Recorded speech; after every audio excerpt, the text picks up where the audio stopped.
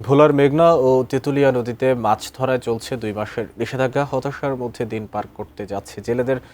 ইলিশা মাছঘাট থেকে বিস্তারিত জানিয়েছেন ভোলা প্রতিনিধি মোহাম্মদ মনসুর আলম।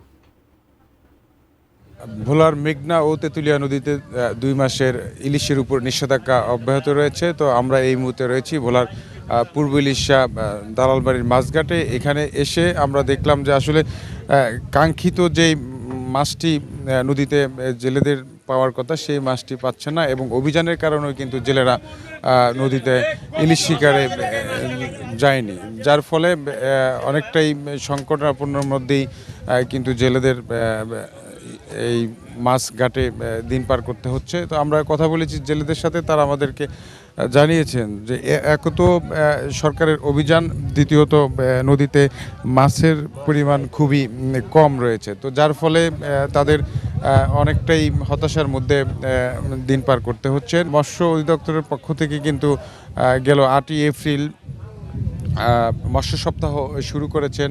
জেলেরা এই সময়টায় নদীতে গিয়ে মৎস্য সম্পদ নষ্ট না করতে পারেন, ইলিশের পোনা যাতে না নষ্ট করতে পারেন, সেই বিষয়টিতে কিন্তু তারা নজরে এনেছেন। অন্যদিকে আমরা দেখেছি মৎস্য সংরক্ষণের জন্য জেলা কোস্টগার্ডের পক্ষ থেকে অভিযান পরিচালনা করা হচ্ছে।